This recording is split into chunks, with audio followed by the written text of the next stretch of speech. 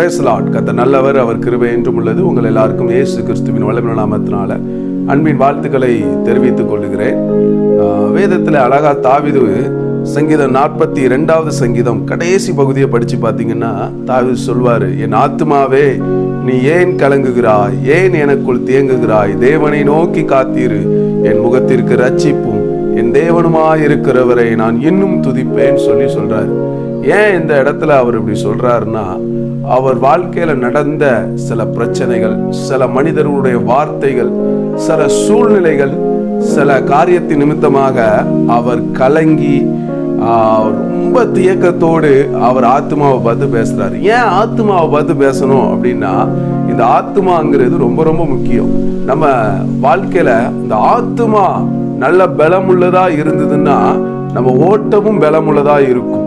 அதனாலதான் பிசாசு என்ன பண்ணுவான்னா, இந்த ஆத்மாவை குறிவைப்பான். வேதத்துல படிச்சு பாத்தீங்கன்னா, பாவம் செய்கிற ஆத்மா சாகும் போட்டிருக்கு. அப்போ பிசாசுடைய டார்கெட் என்ன? அவன் ஆத்மாவை சாகடிச்சுட்டா அவன் வாழ்க்கையே முடிஞ்சிட்டு. அப்போ இந்த வாழ்க்கையில், நம்ம வாழ்க்கையில ஆத்மாங்கிறது ரொம்ப ரொம்ப முக்கியம்.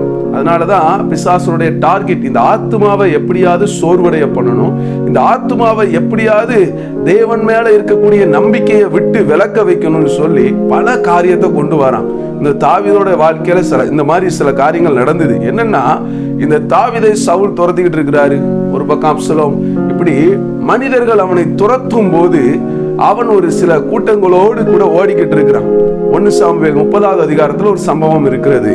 அதை நீங்க படிச்சு பாத்தீங்கன்னா புரியும். அப்படி ஓடிக்கிட்டு இருக்கிற அந்த கூட்டம், அவனை சுற்றி இருக்கிற கூட்டங்கள் எல்லாம் அவனுக்கு விரோதமாய் கல்லெறிந்து கொலை செய்ய வேண்டும் என்று நினைத்த போதும் இந்த தாவீது தன் தேவனாகிய கர்த்தருக்குள் தன்னை திடப்படுத்தி கொண்டான் இருக்கு.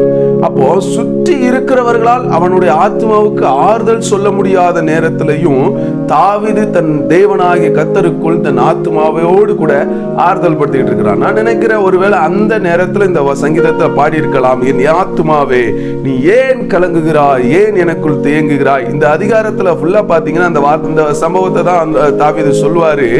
அதே 6வது வசனம், சங்கீதம் 42 6வது வசனத்தை படிச்சு பாத்தீங்கன்னா, என் தேவனே என் ஆத்துமா எனக்குள் கலங்குகிறது, ஆகையால் நான் யோர்தான் தேசத்திலும் எர்மோன் மலைகளிலும் சிறு மலைகளிலும் இருந்து உம்மை நினைக்கிறேன் சொன்னா, மலைகளிலும் கெபிகளிலும் ஒளிந்து கொண்டிருக்கும் போது ஆத்துமா கலங்கும் போது தேவனை நோக்கி சொல்றாரு, என் தேவனே என் ஆத்துமா கலங்குகிறதுன்னு சொல்லிட்டு அதுக்கப்புறம் அப்படியே கீழே சொல்றாரு சில காரியங்கள், என்னென்ன காரியங்கள் நடந்தது. 10வது வசனத்தை படிச்சு பார்த்தீங்கன்னா, உன் தேவன் எங்கே என்று உன் சத்துருக்கள் நாள்தோறும் என்னோட சொல்லி என்னை நிந்திப்பது என் எலும்புகளை உருவ குத்துகிறது போல் இருக்கிறது. சில நேரத்துல நம்ம வாழ்க்கையில இந்த மாதிரி சம்பவங்கள் நடக்கும்.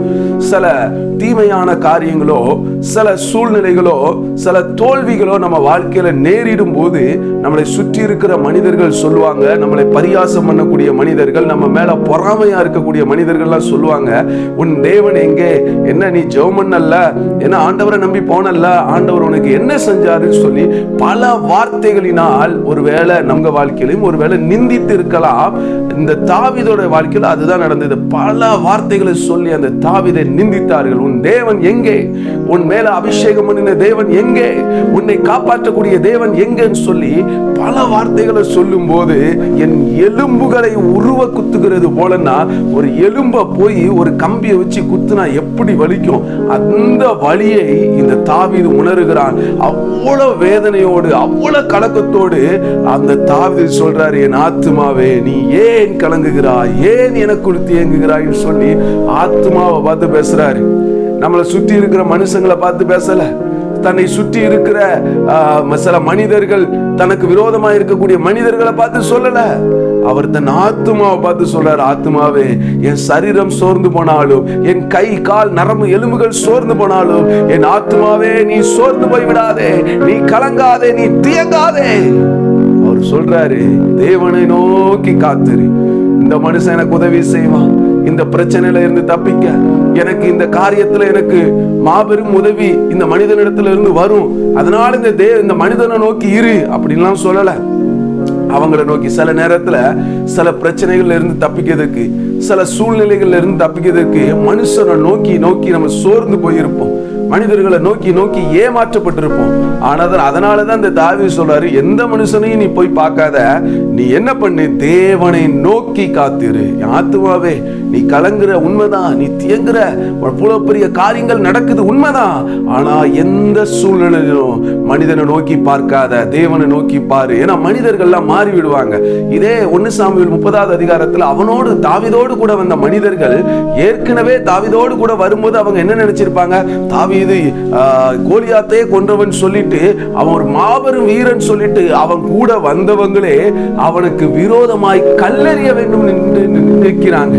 எப்படி இருக்கும் சொல்லுங்க? அந்த மனுஷங்கிட்ட போய் உதவி கேட்க முடியுமா? ஒண்ணுமே செய்ய முடியாது.